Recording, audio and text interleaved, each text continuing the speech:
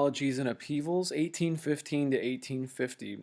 We pick up this story after chapter 22, which was all about the Industrial Revolution and how that led to just dramatic changes in the way people lived and worked, and it had a primarily economic and social focus. Chapter 23 is really more of a political chapter that sets up, it really picks up after the age of Napoleon, and it will end right around 1848 when we're heading toward massive rebellions that look just like the French Revolution, only about 60 years down the road.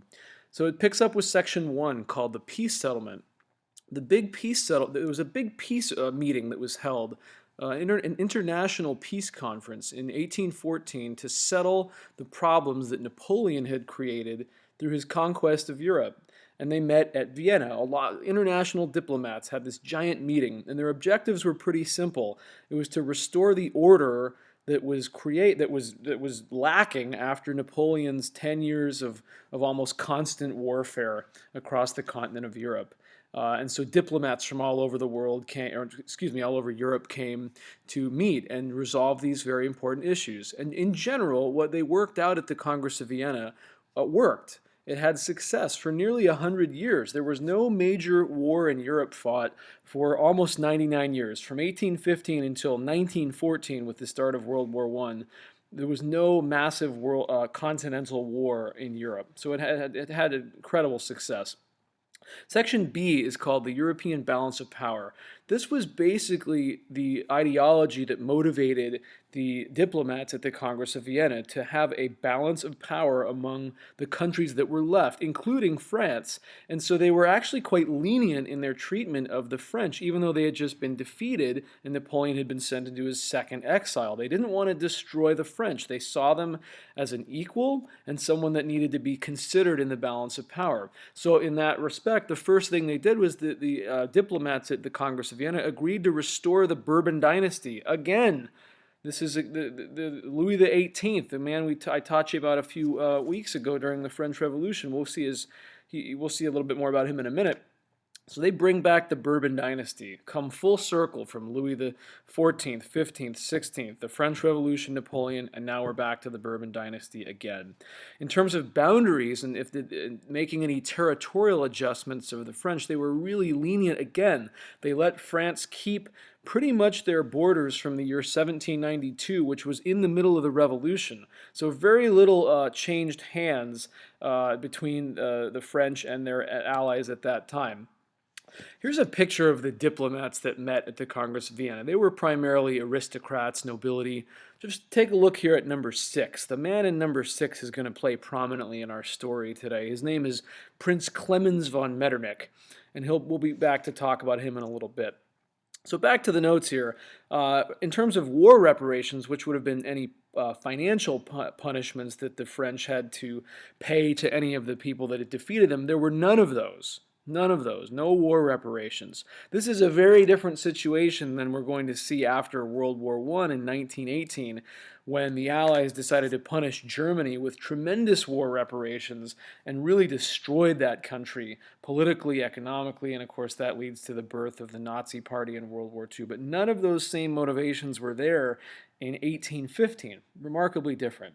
In terms of other barriers that the Allies used to stop future French aggression, their effort was to strengthen the Low Countries politically and to give Prussia a little bit of territory from France on France's eastern border so that France had two very strong countries on either side.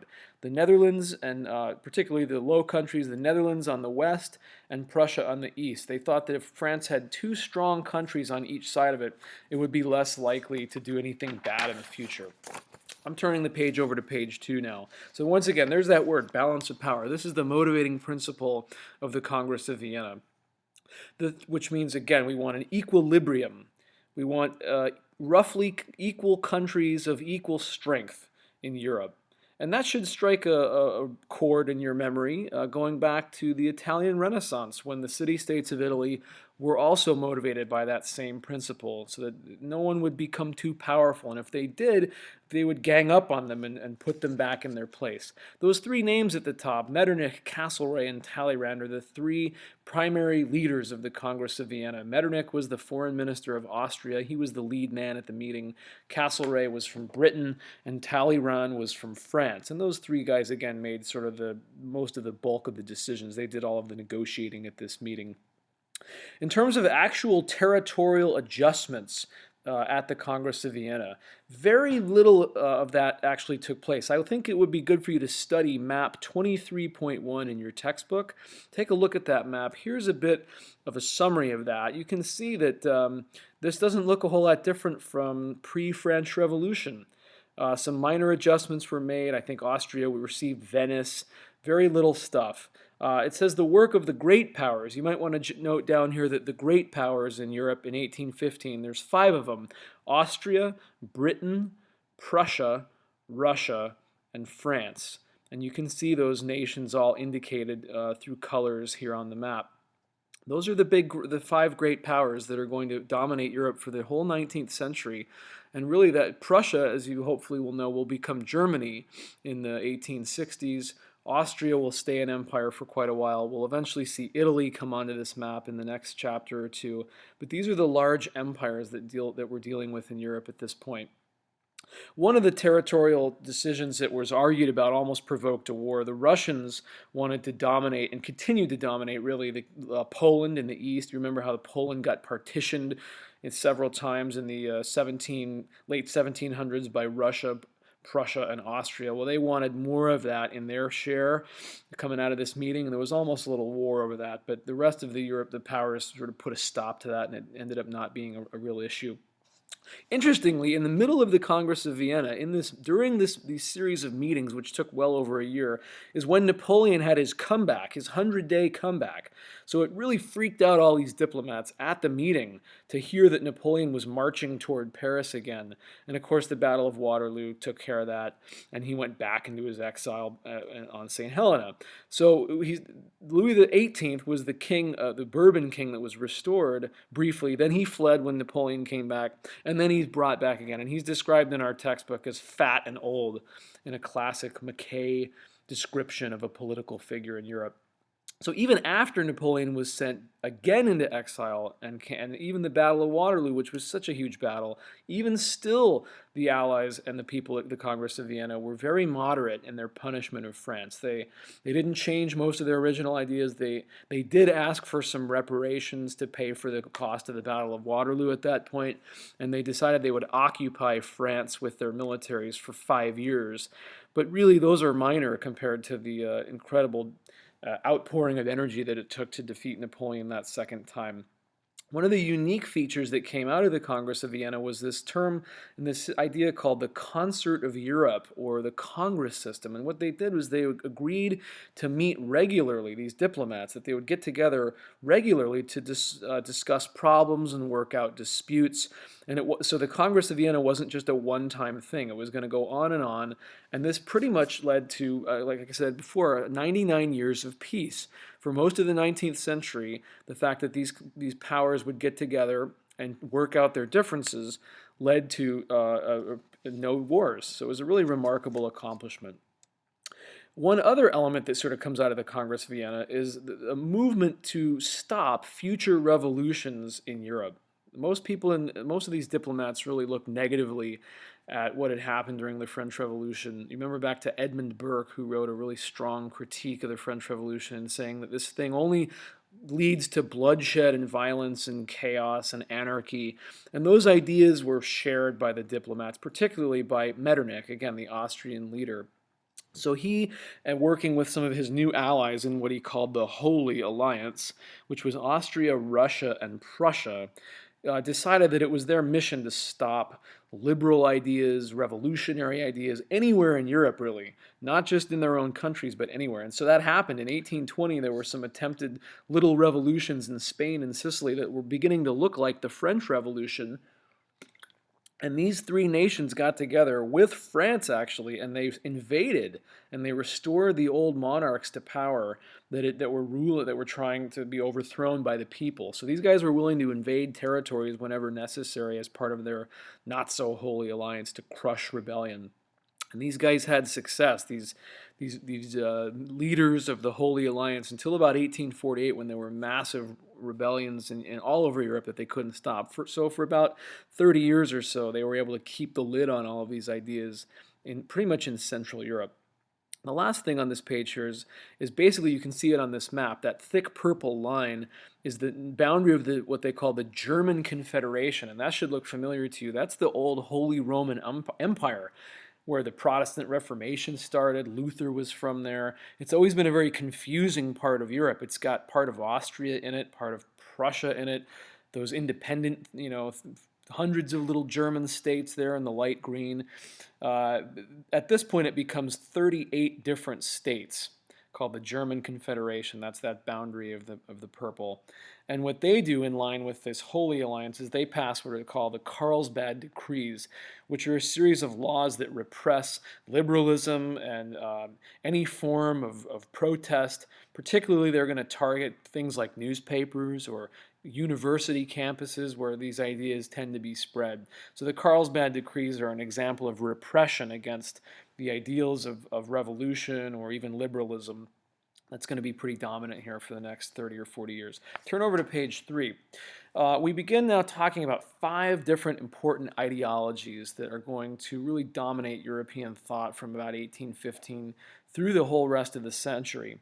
And the first of these ideologies is known as conservatism. And that term sounds familiar today because we have conservatives in America. If you're a Republican today, you're generally thought of as a political conservative. So we know that term. The definition might be a bit different, and as I hope to explain. So once again, conservatism is led by Prince Clemens von Metternich. He's the spokesman of this ideology in this century. He's the Austrian foreign minister. He led the Congress of Vienna. And in a nutshell, conservatism believes that you have to uphold the church, the king, and the nobility. These are the 3 things that were a major part of the old regime, or the 3 estates in France before the revolution. And conservatism wants to go back to that. They believe that those 3 institutions were the backbone of society, that they created stability, order, peace, that's the best way to organize a society.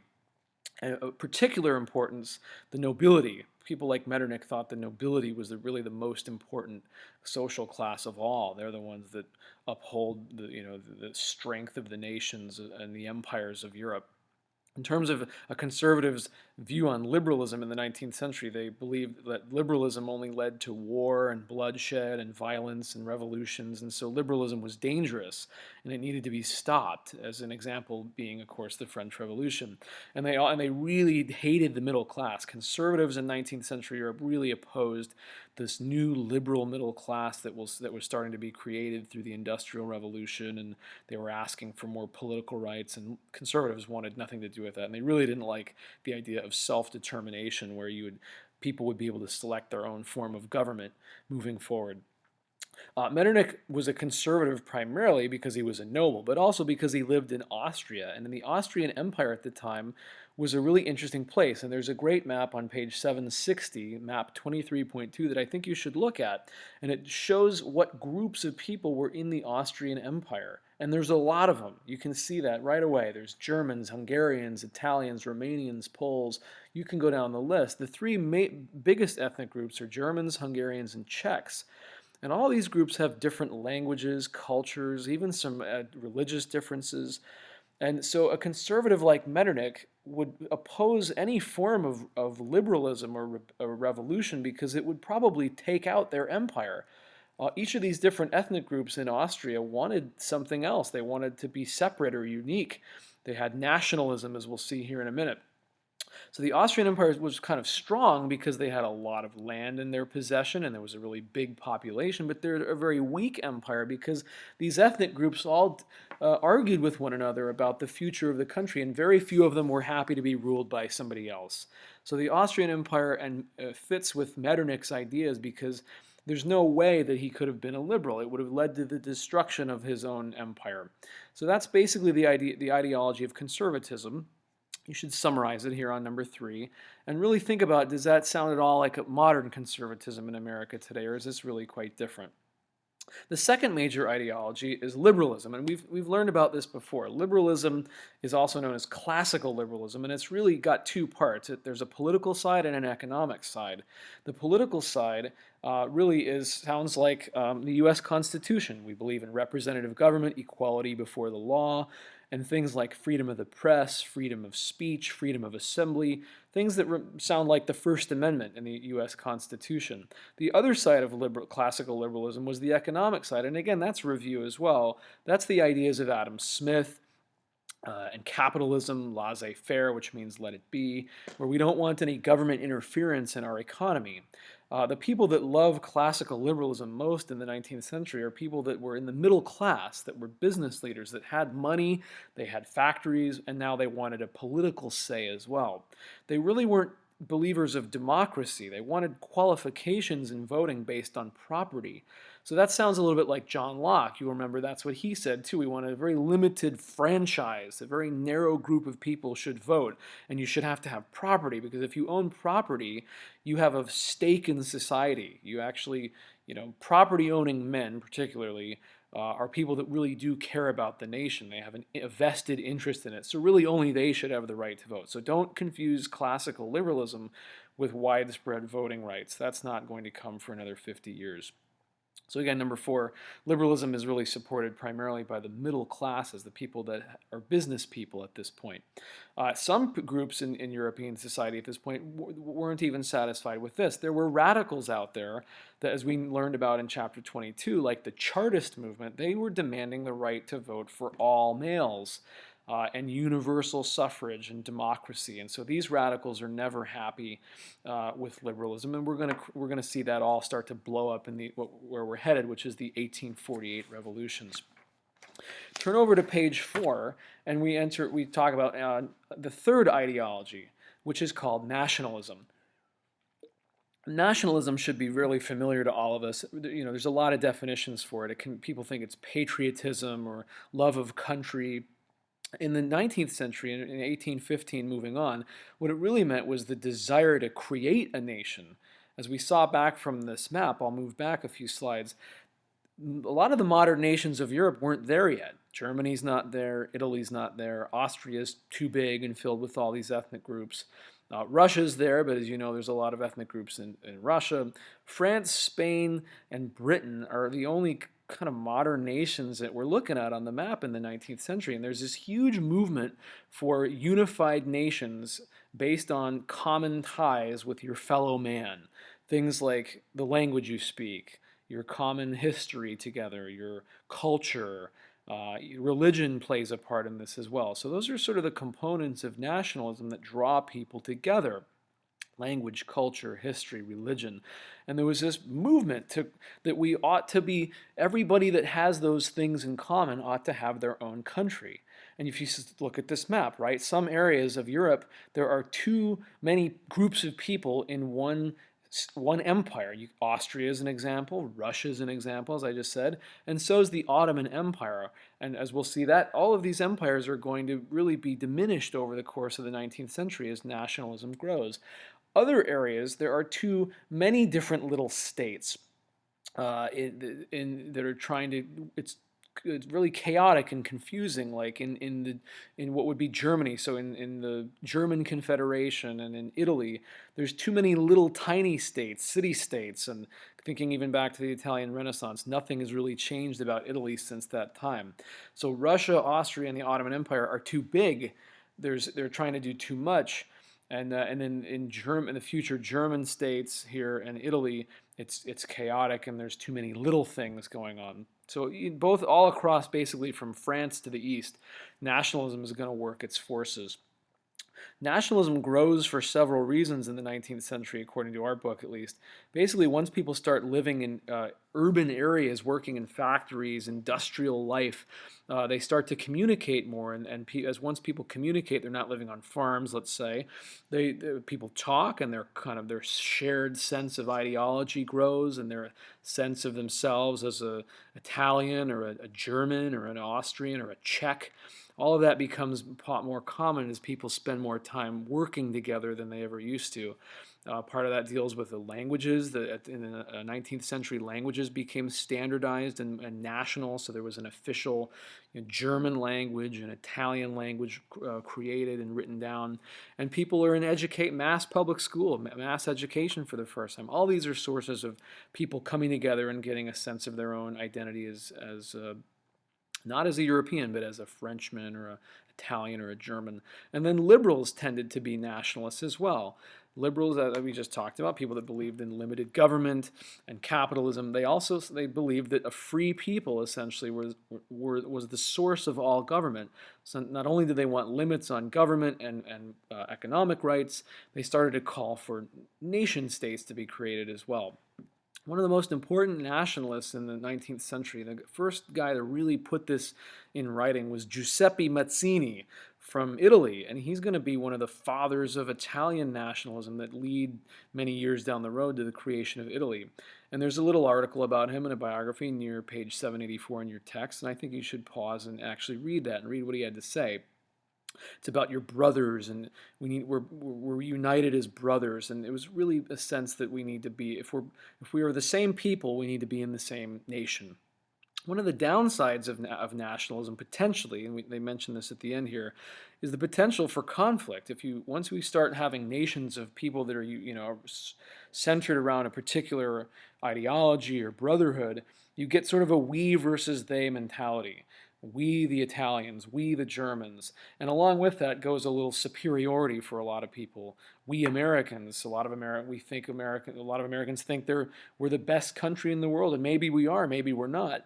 But that sense that a country is better than another one, and they being maybe our enemies, or they the French, or they the Germans, they're our enemies. And once you get the we versus they really defined, you're going to get conflict among these nations. And of course, we'll see that major conflict in World War I, when all 5 of these major empires will go to war, and very much a we versus they mentality. So that's one of the negatives, perhaps, of nationalism, is the potential for war. The positives is that people get a country with people that are like them, and that's a pretty good thing. The negatives are a little bit more obvious. The fourth ideology is socialism, and in this case we're going to call it French utopian socialism to distinguish it from Marxism, which is the last one. And so socialists, many of us have heard about socialists in the past, and you think about that and call back to what you already know. But the main thing they didn't like was capitalism, and they criticized laissez-faire or capitalist policies because they thought that only led to selfish individualism among everybody, particularly among the business class and the owners of factories. And they thought that this was going to destroy the masses or the workers. And we read Friedrich Engels' article in class the other day about his description of Manchester and how disgusting and filthy it was. These guys were right on board with that type of writing. The core principles of French utopian socialists, and again most of them come from France here, is they believed that the government should plan the economy, not private citizens, not businesses, not capitalists. Those people plan the economy for their own selfish reasons.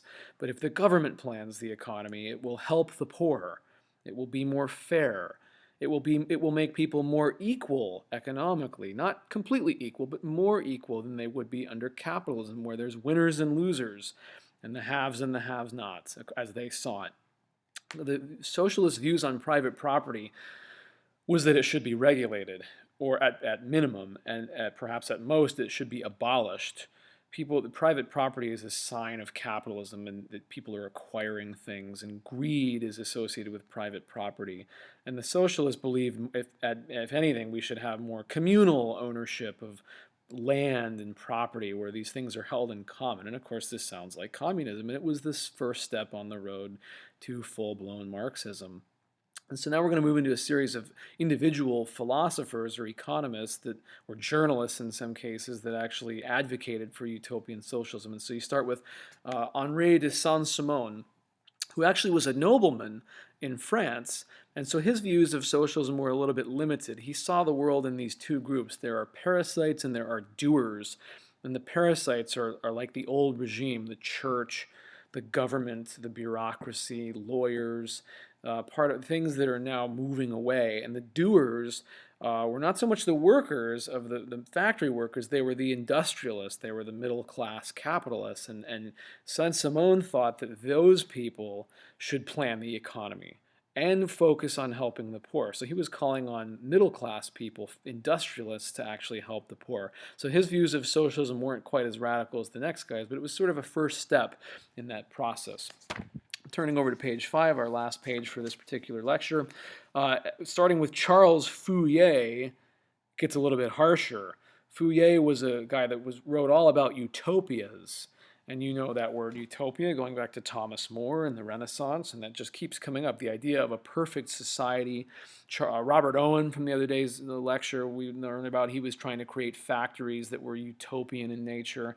So Fourier was hoping for these little self-sufficient communes where you'd have 1,000 people living on 5,000 acres in one big farm community where everyone's working and living together in common. That was probably the least radical of his ideas. He also touched on the ideas that related to the freedom of women or the emancipation of women. He thought women were in bondage all across Europe, socially, economically, and he thought that the main source of that, perhaps radically, was women getting married. So he wanted to get rid of marriage. He wanted to abolish marriage because marriage is, as crazy as it sounds, he said marriage is a form of prostitution where women become slaves to their husbands and they lose their status and identity. And instead of marriages, we should just have free love and people just be with whoever they want without the bonds of marriage. So his ideas were really remarkable for their day. He really offended a lot of middle class people. They thought he was just an outlier and kind of a wacko for his day. The next guy is named Louis Blanc. And again, these ideas are becoming more and more radical as we go down the page. He wanted universal voting rights for all men and women. No one was really calling for that yet, so he was unique. He also advocated for government-sponsored workshops, so government factories, essentially, that would guarantee a job to everyone in the society. So there would always be full employment. So he was a believer in government planning, and instead of having capitalists run factories, let's have the government run them. It will be more fair. They will, they'll look out for the poor. They won't just look out for themselves.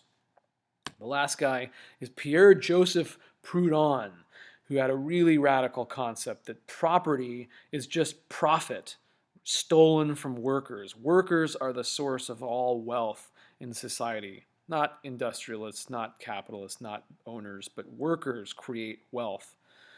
He's an anarchist. He believed in overthrowing of the government. He's really more like Marx than anyone else. So these guys are getting, again, more radical in their ideas. And then the last group of people that supported socialism were actually a lot of skilled artists, particularly in France. The skilled artists were used to the guild system where they could control their own future and they set their own prices, and they really opposed free market, unrestrained capitalism. So they would have preferred to stay with the guild system and then rely on the government to settle any disputes. The fifth and last ideology, and perhaps the most important leading to the future of Europe here in the next 50 years or so, was communism, otherwise known as Marxian socialism or Marxist socialism. And you know, of course, that Russia became a communist nation in 1917 in the Russian Revolution, and they were that way until 1991. Cuba was a communist country. North Korea claims to be a communist country. China, for many decades, was a communist nation. And these two guys, Marx and Engels, there's Marx, check out that beard. It's even better than Engels, the Battle of the Beards. These guys were best friends, and together they write the Communist Manifesto in 1848. They are atheists. Some of the highlights here of what a communist believes. There's no role for Christianity in communism. Communism becomes itself almost a religion of its own. They were really big on the emancipation of women. They agreed with Proudhon that women are being oppressed in marriages and among their families. So they wanted to not only get rid of marriages, but we need to get rid of families, abolish families altogether. No husbands, no wives. We would have children will be raised by the community. There won't be such a thing. Men and women won't even live together. The nuclear family will be irrelevant. Those are bourgeoisie things. Those are middle class things, and those have to go, because all history is the history of class struggles. That's his most famous quote. Everything in history has been a conflict between one group or another, and in this generation, it's the conflict between the bourgeoisie and the proletariat. The bourgeoisie, going back to the French Revolution, is the middle class, those that have money, that own businesses, they're wealthy, and the proletariat are the workers. And here in the industrial era, these groups are in conflict. He predicted violent revolution. This is a hallmark of communism. They always thought that the bourgeoisie were going to rise up at some point really soon and the proletariat was going to rise up. The workers are going to rise up and overthrow the middle class factory owners and capitalists, and that they would establish a workers' paradise. This is in the text of their book, the Communist Manifesto.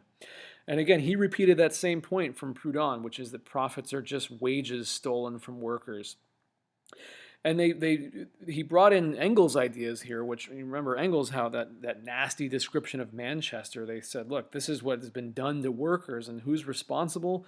It's these capitalists, the middle class people, have destroyed the lives and stolen the wages and robbed the people of their very lives. So all of these ideas in communism, particularly Marx's ideas, follow a pattern that was set out earlier in history by a German philosopher named Hegel, who had an idea of what we call dialectical history, where there's dominant ideas in each generation or each period of history. There's a dominant idea, and then there's conflict with other ideas. That's sort of the second step. And out of that conflict, there are new ideas that are produced. It sounds fairly simplistic, and it is. So another way of saying it would be there's sort of a thesis, a dominant set of ideas, that produces an antithesis or an antithesis, where other ideas challenge those ideas, which lead ultimately to a synthesis, some sort of combination among the two. So in this case, in his theory of communism, he predicted that the first set of dominant ideas was feudalism, as typified by life before the French Revolution and the old regime and the three estates. Agrarian feudalism was the previous dominant idea. The opposite of that, the antithesis, was capitalism. And so capitalism came along and replaced feudalism, beginning around 1600 or so, particularly in England and the Netherlands. Capitalism is the antithesis of feudalism. And then the third stage of development in history would be communism, and he predicted that communism would replace and overthrow capitalism. So he saw capitalism as a necessary step in the flow of history. You weren't going to get from feudalism to communism without an intermediary step in the middle. And so he thought capitalism had its place, it will run its course, and then it will go away. So these 5 ideologies are very critical. Again, we're going to spend some time in class reviewing them and documenting them and reading some of them more specifically. But for now, that's where we'll pause.